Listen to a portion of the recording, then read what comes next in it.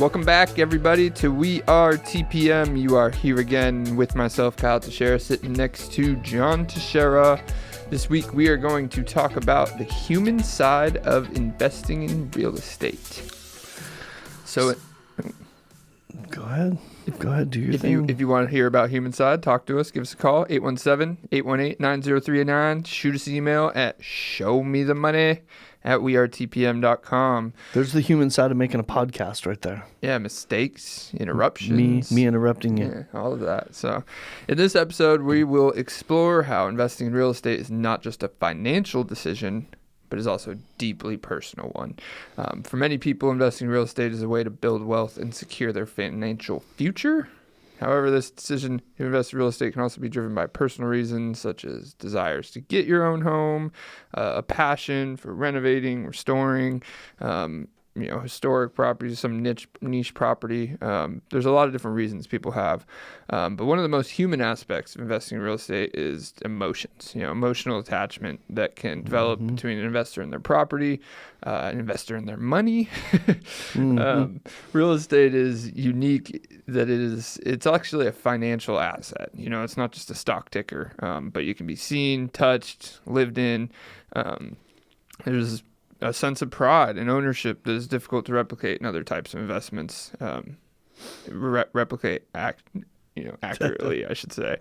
It has potential to impact your lives in not just financial ways. So we're going to be talking about a lot of that. That's a really good summary, Kyle. Well, yeah, and I was going to get into how there's not just residential. If you invest in commercial, you could take pride in revitalizing an entire community. There's all kinds of different kinds of property you can renovate and do stuff with. An apartment, But despite all these challenges, many people find investing in real estate is very rewarding. And we're going to talk about that. Experience allows them to make a positive impact in communities, in their families, in their wallet, throughout that decision-making process. So, we're going to talk about the personal motivations, the goals, the emotions that guide you through a lot of these pieces of the decision-making process. So let's get into it. Well, I want to have some fun with you. You want to have some fun? No, I'm here to go to sleep. Okay. Well, then you snooze. I'll have some fun by myself then. So in thinking about this, one of the reasons we wanted to do this, Kyle, is because we sit here every week and we talk about specific things. The last podcast we talked about cost segregation, right? It was kind of a mind-blowing kind of podcast, right? And so we talk about investments, we talk about the reasons to do them, and it's all about numbers, right? Sometimes. And I think you and we just wanted to take a step back and really remind people about the human reasons, the human aspect, how this transforms lives, good or bad, right? Yeah, I mean, there's so many different steps. There's so many different phases of real estate investing people could be in. They could be an investor with a huge portfolio. They could be somebody who cost segregation, like we talked about last week, is relevant to them. There's obviously the people who haven't even started their investing journey. That's cost segregation it's maybe not, it's not that it's irrelevant, but it's maybe a future goal or a future reason or something you can't do today. You also have to, we talked about the other reasons that's relevant, but there's also people who are listening to this who are still trying to get inspired to buy their first rental, buy their first home. So the unique part about this one is it is taking a step back, but it doesn't matter how far you are in your investing career. A lot of these apply. Pretty much all of this will still apply. It's more of an aspect of how much confidence or ability you have to overcome these things over time. And some of these emotions, they get tempered a little bit tempered by the experience that you have, right? Or heightened or tempered by the experience that you have. So the more experience you have investing in real estate, the less ups and downs you have in these emotions. I think we'll get into it, but I think it can even get you overcompensated. I've seen people who they don't just get confidence in overcoming these emotions. They throw them out the door and they're maybe in a negative way sometimes. Too much. Yeah, absolutely. So, and then I'm sitting here thinking also a lot of times this has to do with, we've talked about before how should I invest? Well, sometimes that has to do with who you're investing with, right? So if you're in a marriage where it's going to actually cause more stress than the benefits of it, then maybe you shouldn't invest. You know what I mean? If your partner's not at least willing, accepting, trusting, and with you on it to some degree, then it's really hard to do. Some of these things become even more palatable, if I should say. Find a way, right? Like, Yep. Come to an agreement before you start. So I wanted to start with something I pulled up here, and I thought this was brilliantly written. And if it's okay if I read it, it's what's the biggest reason to invest in real estate? I'm going to go ahead and just read this real quick because I couldn't say it any better. And this is basically almost the same vocabulary you and I use every single week. The big picture reason to invest in real estate is to build long-term wealth and financial stability. Real estate is a tangible asset that can appreciate in value over time, providing investors with a potential source of passive income through rental income or capital gains from property appreciation. Yeah? Yeah, that's a very straight and to the point way to put it. Yep. Investing in real estate can also provide diversification to an investment portfolio, helping to mitigate risk and provide a hedge against inflation. We've talked a lot about that lately. Unlike stocks and bonds, real estate is not subject to the same level of volatility and can provide steady, consistent returns over the long term. Real estate investing allows investors to take advantage of leverage or use the use of borrowed money, which is what they mean by leverage, to finance an investment. Leveraging other people's money, investors can increase their buying power and potentially generate higher returns than they would with a cash-only investment. And then there's the tax benefits, including deductions for mortgage interest, property taxes, and depreciation. So that's those things, those four things right there are what we talk about often, right? And then we try to, in these podcasts, we try to dive into them deeper, which is the reason why we're here. Reason why we're going to get into the human side of this now for a minute, okay? Because we've done a whole bunch of that. But just as a reminder, that's the big picture reason. That's why people start thinking about it. So I'm going to throw some words at you, Kyle, okay? You ready? Play a little word game? In relation to investing in real estate, what comes to mind when you think of excitement? The emotion people have when talking to me or us every time we talk about real estate. What a great answer. I didn't expect that one. Everyone's excited to talk about it. That's a great answer. We won't talk about the lack of execution and all that comes after it, but that's what comes to mind in my head. So that's such a great answer. And also the emotions after people get their first home too. Yeah. Perfect. There you go. I love it. I was looking for something more like that maybe, but I didn't know what you were going to say. You said the first thing that came to mind. That's definitely the first one because I see it on everyone's face like almost every day and every time I talk. Yes, and I love it. That's your perspective. So I'm out there with people more in the field than you are, and you're kind of listening and talking to people all the time. So your perspective is just a tad bit different than mine, right? Because I'm not actually... But I get it. You and I are the same in that we talk to people all the time about that stuff. We get them excited about it, and you can feel their excitement, right? When they're returning back to you, whatever their questions or statements are. But I also see the excitement, like you said, not just at the closing table is an obvious place to see their excitement, right? But I was just in Orange Beach with some new clients, right? Buying their first vacation property. And the excitement I saw from them the entire time we were there was really what brought this home to me, right? Like, this is the reason why we do this. This changes lives. And the excitement about buying your first vacation home, even if it is a rental or if it's just a second home, that's exciting, right? Like, I want to buy the perfect rental home. I want to have a killer beach view or I want to have these amenities. And while you're thinking about those things, it's kind of like buying your first home when you're trying to decide what I really want in my first home. Like, I've got this much money to spend and how many bedrooms do I want? Where do I want my laundry room to be? And what kind of neighborhood do I want to live in? And know what I mean? Yeah, I mean, and there's so many steps of the excitement process too. That's also what comes to mind. Like they close, like when they're closing on a short-term rental or something like you're talking about. There's so much excitement when they get it, and then oftentimes there's this stress period until I start sending them money, right? Until money starts coming until we in. start operating it. And the next time I see them after, blow their proportion or their our projections out of the water, and they're like, just There's more excitement. We talk about it again, and it's just like, all it is excitement. They're like, oh, I'm like, you're not texting me every day anymore. Really, you don't really say anything. Is it because I'm sending you $15,000? You're just getting the check every month, and you've been awfully quiet, and That's funny. You look to have a smile on your face. So. That's funny. How about, all right, throw another one at you, Kyle. This is more of a term, sense of purpose. Yeah, I mean, it's I talked about earlier how it's tangible, how it's physical. It's oftentimes the first thing in this world that people own, and that there's a lot of other reasons it gives you purpose, but it's kind of like having a stamp on the world, because you own something. You own a piece of property. You own a piece of land. It's not the same with a car. Oftentimes, a lot of people don't actually get to the ownership part because until you pay it off, the bank's holding that title, right? So, not that it's different with a house, but it's tangible. So, and your name's on it. So, well, and it is different because it's an appreciating asset, but yes. we won't get into all that. Let's keep it human. Yeah. So you're absolutely right. I mean, you nailed it. And it's your sense of purpose. Sometimes people need something to do of all stages.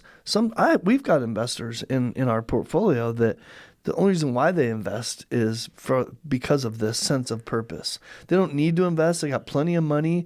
They need something to do, and one of these is we'll get into. Actually, the next one is the next reason people do it that I've got here is fun to do, right? As if it's a hobby. Well, and that's why to tie both of those. That's why one of our first podcasts was not just building wealth with real estate; it was building your empire. We didn't use the word portfolio because the empire makes it purposeful. It makes it powerful because that is what it feels like to the people doing it. It's fun. Good point. You're actually building something. There's a step-by-step process that builds this up. There's success and failures. It is building a business. And you know what? You never know where people are coming from and what their life experience is. You know what I mean? Like some people are doing this because their past families didn't. Right, and they have an understanding of what the reason why their family maybe their past generations are all, stuck in poverty for generations, and they're like, you know what, I know how to get this thing out of poverty, and I'm never going to get back there again. And I'm going to show my kids how to do this, and right, like so. Sometimes there's a sense of purpose there. And that's the historical sense of purpose, right? I mean, it's the only generational wealth building thing in the world that has been consistent throughout history. Knowledge. It doesn't matter the type of knowledge, but I'm talking about financial wealth and generational wealth. It's always came in some form, no matter what the type of government was, no matter any of that, whether it's king and queen or you had land and property is what gave you wealth. So you are right. That's and all the economic formats that you can think of going back to time, the majority of your wealth is based on how much property you own, right? So how about the person that is goal oriented? So the emotion of goal fulfillment. Goal fulfillment, huh? You still ask me what comes to mind first? Sure. Yeah. Just I'm gonna steal one from Nike and say, just do it. Just do it. Actually, set the goal and fulfill it, and be specific. Goal fulfillment. I think in real estate, people are commonly not specific enough, and that's why it doesn't get done. What is your goal? Well, I want to own real estate. Well, you could do that in many forms. You can go on your phone right now and buy 1/1,000,000th of a property on some app. You now own real estate. That's right. It's a very vague goal. Do you want to own the home you live in first? Yep. That's usually the goal we tell step people. one. And it's specific. Yep. You can only live one place. Yep. You bring up a great point, Kyle. I'm so glad you said that. I'm reminded by people that I listen to all the time how vague goals get accomplished, right? You have to not only be specific, but you have to give them a time frame so that you will subconsciously take action toward those things, right? Mm-hmm. Otherwise, you won't.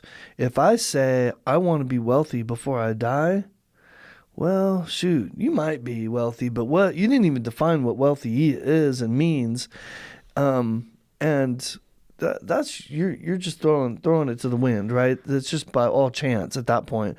But if you say I want to make $1 million by the end of 2023, now that is a specific goal with a time frame, right? That I can wrap my brain around. You know what? My coach always tells me, make them lofty goals like that one, right? Because if I don't hit it and I only get $750,000 by the end of 2023, well, I'm not hating that either, am I? I'm huge on that too, because I'd argue most people these days are procrastinators. So the timeline is huge. So, and being lofty, because if you set yourself a shorter timeline than's really needed, maybe you'll get it done at the end of it. And if you shoot for the stars and you land on the moon, there you go. You did it. That's a saying I always use.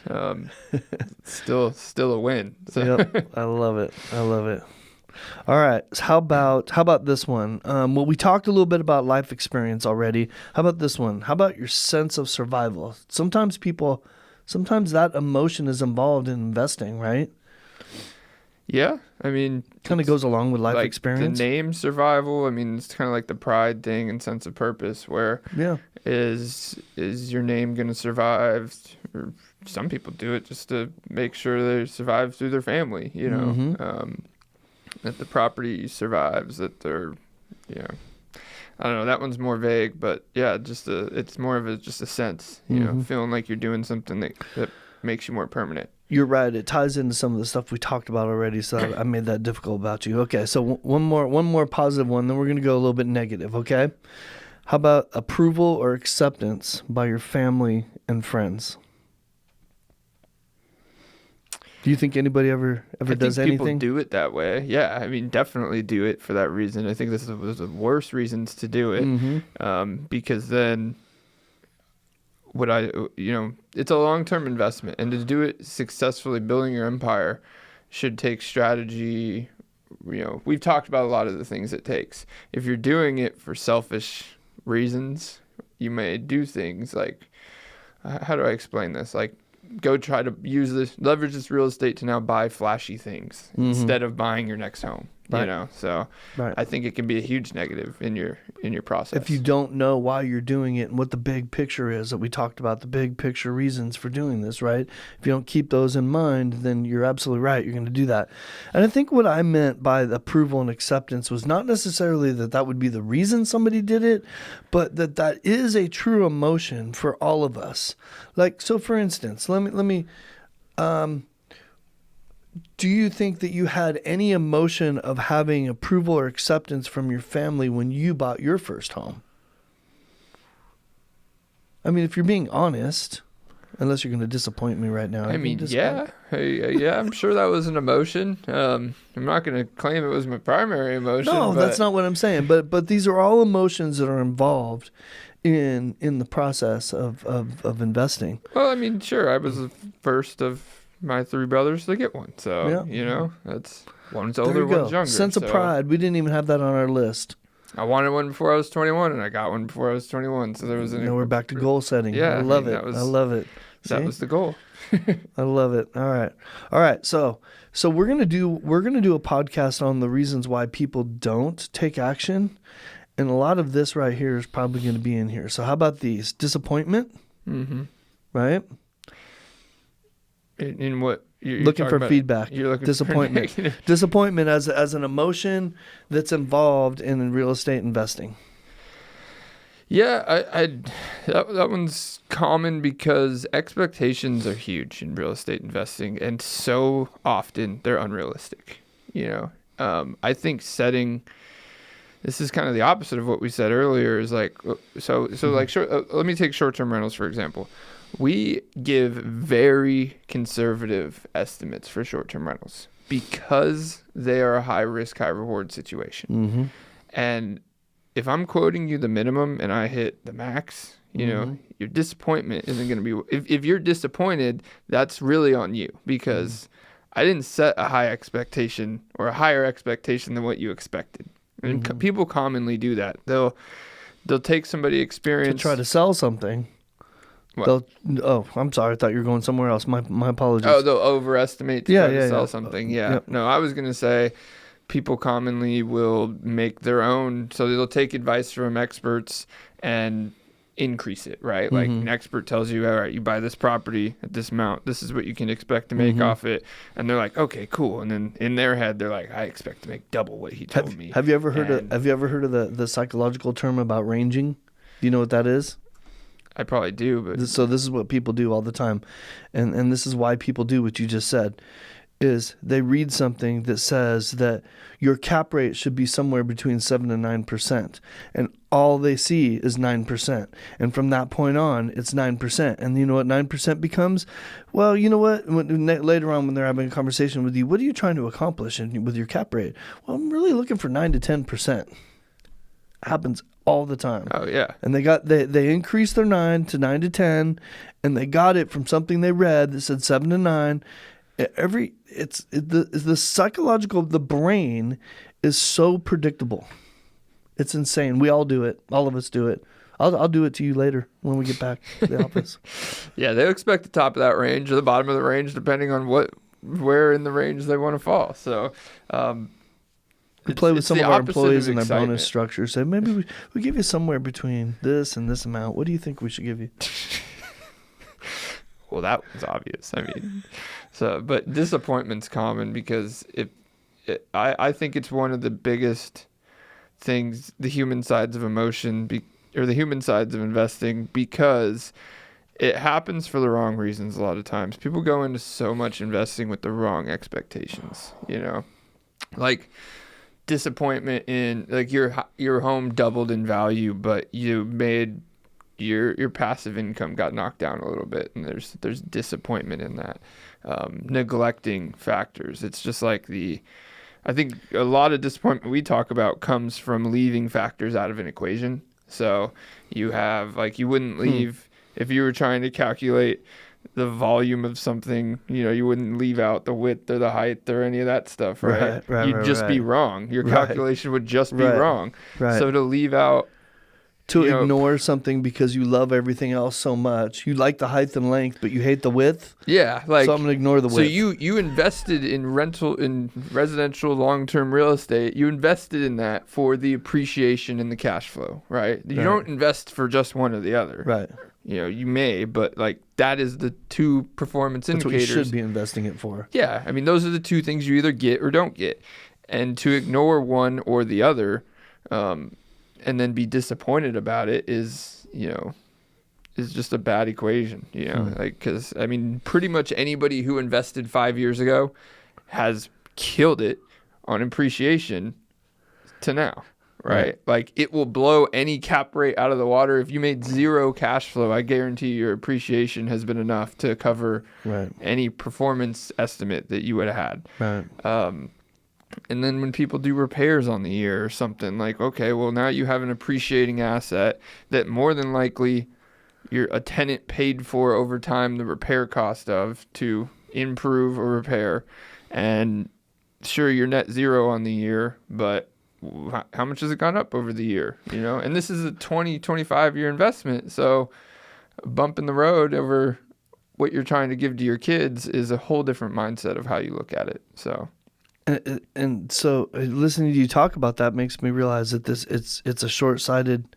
So we talk about that all the time. It's a very short-sighted point of view, right? When you feel disappointment, it's because you're taking a short-sighted view of whatever negative thing is happening right now. I have to change a water heater. Yeah, you have to change a water heater every 12 to 15 years. It's just part of the process. It's fine. Right? Just because you had to do it today and you're disappointed doesn't mean it's any less part of the process, and doesn't mean that you're failing or you're not succeeding with what you're doing, right? Yeah, there's so many ways to look. Your goals timelines need to match your expectations timelines. Like I remember, so my first rental property, is actually been like, I was talking to, we were talking about this. I was talking to my wife about this recently, and it's a completely different mindset. Like how, as someone who's experienced in doing this for other people, my property has been probably been one of the worst years as far as the things that happened to it. I mean, repairs like and stuff, the repairs have been insane. The AC needed a full replacement. The whole drain line back to the water meter needed a whole foundation replacement. work. The foundation work. The what else did I have sprinklers? to do? I think sprinkler system needed replaced. This is all within like 4 months, right? Yeah. And I did a whole renovation to a bathroom. And then it's like, I look at it as, okay, that's an investment in not having these 4 months for a long time now.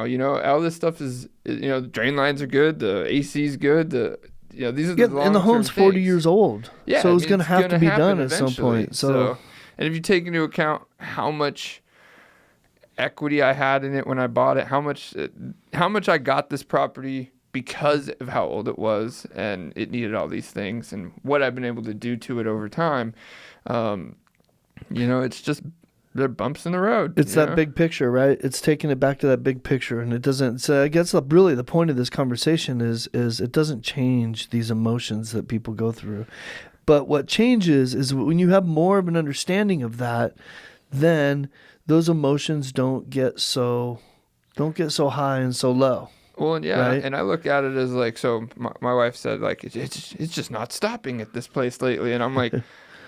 Part of me was trying to take the complete opposite direction emotionally of how other people would. And I'm like, well, if it doesn't stop, I'm going to have a brand new house in a year. And from there, I'll be good for the next 20 and not have to do any of this stuff. I'm like, what's next? Water heater? All right, get a new water heater. Let's go. All the appliances are new. The AC is new. The drain lines are new. The bathroom's new. Okay, so now I've invested in a quite a few years of more than likely very little problems, very little expenses, and high cash flows, right? But you also think of it as a business. So not everybody thinks of all this as in terms of a business. So you know that this is, you get a return on your investment, right? So and you're just operating a business. This one single house is a standalone business, and these are the things that you need to do to make the business continue operating. You have to do that, and there is a return. There's a constant return from it. And even if you take a hit 1 month because you have to replace the AC unit, even if it's a big hit like that, you're still going to get the future returns, which will more than make up for it. Well, and I'm glad you said it's like a business, because a lot of people's disappointment comes from improper structuring, just like a business would. So if you feel the hit of like I just said, all these repairs, right? Would a business leave their business every month with $0? Would any business do that? Would you take out everything but zero? Leave your bank account at zero every single month? Not until December 31st. Yeah. Okay, those are all different reasons. So would you? You probably wouldn't. So if you are doing that and something happens, big expense happens, it's coming from somewhere else. Well, if you structure it to have a property reserve and let that fill up, and then these repairs happen and it comes out of that property reserve, and now it's not coming out of your family's money. It's and it doesn't, and we're going to get into another word that is very similar, but it tempers the disappointment we're talking about, right? So it leaves it over in the business. Right. It's there for that purpose. So you talked about your wife and your conversation with your wife. What I know about your wife is that she worries if this was her home only and she didn't have you involved in it, she would worry like crazy about this home. She probably would have never done it, right? And she would worry about it way more. And she probably doesn't worry as much about it because she knows that you're taking care of it and she trusts you, right? But if that weren't the case, she would worry like crazy. There'd be tons of disappointment every single time, right? And she would feel that disappointment if you were taking that $7,000 for the new AC unit out of your budget, your and her budget, instead of out of the property account like you described, right? If she was feeling the pain because it was coming out of her personal wealth. Yeah, I mean, it's easy to say you deal with this. I'm not good emotionally with these things. And then like, and then you see it. And then by the way, I need to pull money out of the savings to do this. And I'm not saying that's always going to be a perfect science, but try. If that's one of the issues and roadblocks, try to keep it separate. I love it. I'm really glad you brought it up, because now we're bringing into some of our strategies. We're bringing into the human side of investing in real estate. These are all strategies against your own emotions. That's how you do a lot of life. What do you do to combat your own farces or farces? Yeah. Your own what's the word I'm looking for? Your own I don't know. I'm still stuck on farces. That's good. It's a word. Is it a word? Probably not the right word. Okay. Steve, we might need some help with I farces. made that up. That was I don't know. I'm not smart enough to know what that word is. Well, that's a farce. But I do know. Oh, yes, I do know that word. Okay. So, hey, it's the same word. I got it. Now, you used it in the right context there for me. It helped me. I was going to say fallacies or something. But, it's still going to be in the same realm of not really right. So if we have too much disappointment, it creates discouragement, doesn't it? Correct. Which is kind of my next word. And kind of, I want to see if you go with me on this. So what we talk about a lot when we talk about on our podcast about property management, we tell people, get a great property manager, right? Get a great real estate agent to help you. Don't try to do this yourself. Even if I realize everybody out there can do it. There's no reason anybody can't do it, but they shouldn't, right? Mm-hmm. Nobody should be doing this alone. And this discouragement to me is that's what I think about when I talk to people that about our property management services. A lot of times they're just discouraged, right? They've either had a bad property manager or they've had a bunch of experience doing it themselves and they're just discouraged, sometimes ready to stop and quit. I've heard people say to me, I'm super glad that you took over because I was ready to quit and now I'm ready to go buy more properties. Yeah, that was the first thing I was thinking of. We can talk a lot about discouragement, but go back to our Building Your Empire podcast with the Seatons. They did it themselves for a long time until we finally convinced them, or whatever it may be. When we took over, it freed them up to go, not be discouraged about the expenses and operations. They were getting beat down, but ever since then they've been getting excited, and all they're focusing on is getting bigger. Get more properties, and that goes into, you can dilute discouragement. You can dilute the negative. Say you're continually having a negative thing at one property. Well, get 10 more. Now it's 1/10 of your problem, or Yep. And it's 1/10 of what's hitting your cash flows and whatever. So, or buy 9 more that don't have that problem. Right. So, yeah, no, I love it. All right. So we're going to end with the most obvious emotion of all of them. Okay. The most obvious negative emotion. And this, we could really go in a whole bunch of different directions with this, and that's fear. There's a lot of fear involved in doing anything regarding investing, but especially investing in real estate. I do agree. It's the number one thing that stops people. It's the number one roadblock. Fear of not knowing. I'd say fear and lack of knowledge is a lot of times, because fear of so you have the money to do it, but you're too scared to put this money somewhere else. So you're gonna let it sit in a bank account. Because it's a little more liquid than if it goes towards a house, and you're going to fear you might need that money. Yeah. Well, there's ways to leverage that property to get that money back. I mean, you just have to know these things, and you're always going to have fear. We have fear to this day when we invest, but we have more confidence than fear. I think it's like a confidence fear schedule. The more scared you get, find a way to get more confident about it. Don't lie to yourself too much, but yeah, no, isn't fear just our natural way of protecting ourselves from our life experiences or the unknown? like you said. It's either the unknown or you do know, and you're trying to protect yourself from something that you've had happen in the past. I think it's the exact thing that helps people move forward, is because I think the more fear that you have at the beginning, like we recently did a new type of investing. So the more fearful you are at the beginning, the more it turns out to work in the end. The more it turns into excitement. The more it turns into confidence to do it the next time. Yep. You know, so I think the more fear you have at the front end, when it works, it gives you more confidence. So it works both ways. Yep. So especially like if you have more fear and it doesn't work, that makes you a lot more discouraged on the back end. So fear can turn into excitement or discouragement. Yeah. I actually thought you were going to say the biggest one that we almost mentioned there was personal attachment. Because so often does investing we've talked about come from living in a home, moving, and keeping it as a rental. So like what we were just talking about, my wife's emotions in relation to our first rental, all of it pretty much comes from the fact that was also our first home. That was also our first home that we put blood, sweat, and tears into renovating. And you do a lot of the things that we've talked about you doing on the front end to start building your empire, we did in that home. And those emotions wouldn't exist in a home I just bought and she never really saw and, has no personal attachment to.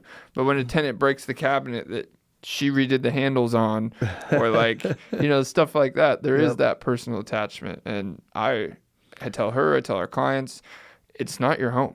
It's your investment. It's your asset, but it's not your home.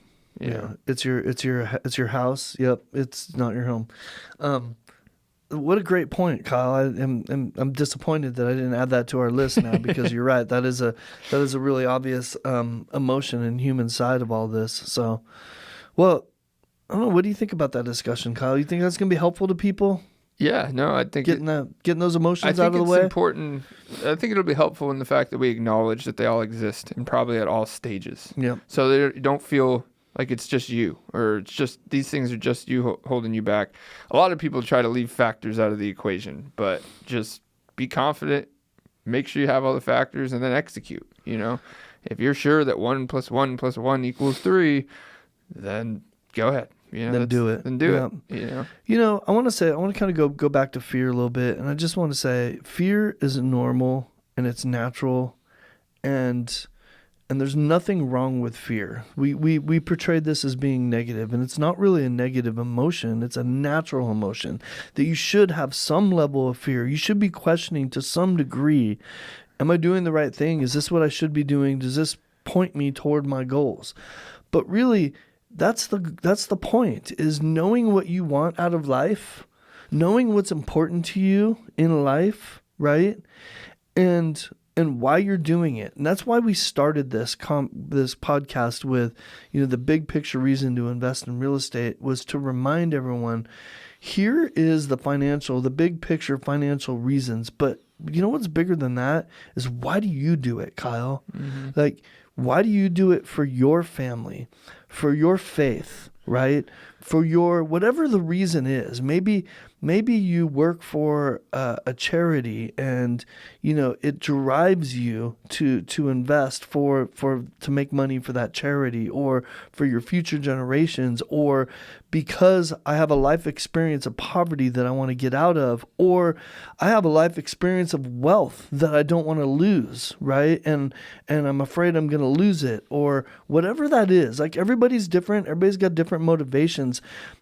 But fear comes out of all of it, no matter who they are and no matter how far along in this process they are. Yeah, I mean, it's the human side of success. I mean, name me something, any business, any aspect of life where the people who come out on top aren't the ones that are overcoming that emotion. That's right. If they didn't have that emotion, they probably wouldn't be there, right? No. Like, you almost have to have that emotion in order to push you and drive you. Fear drives you. Well, it's great. It's good, and like it's something that's overcome, but it's also something that you use to measure. Because if you don't have any fear in some aspects, you might be. Eventually, you're gonna jump the wrong way. Like, So, like, if you think you're always right in your investing decisions and every deal that you put your hands on is going to work out, then, all right, maybe you don't have enough fear in looking at the numbers and all that stuff. That's exactly people right. can use confidence to overstep things. So, what a great point. What a good conversation, Kyle. I hope, I really wanted to step back with this, Kyle, and I hope that we didn't get too psychological with people, because it's not like, we're not counselors or anything, but we just really wanted to look at and acknowledge, like you said, acknowledge the human emotions that are involved in all this, so that while we sit here every week and talk about these things, it feels like sometimes I feel like we disregard that, right? Sometimes I feel like everyone's supposed to just listen to us and maybe get something out of it, get a piece of whatever we say out of it, and maybe act on it. But there are human emotions that go with all of this. They're always there. You don't understand this, or you don't understand how discouraging it is, or how disappointing it is, or whatever. You don't have this experience I have, or you have too much experience. Like, these things we understand. And have we listed anything here that you haven't felt regarding investing in real estate? No, I mean to the nth degree, right? We've could go all day about the emotions you can have in real estate. So yeah, but thank you all for tuning into this. If you want to talk about how to overcome these things, or just get to executing, we call us Nike. We'll tell you, just do it. Give us a call, 817-818-9039. Shoot us an email at showmethemoney@wearetpm.com. Thank you for tuning in. We out.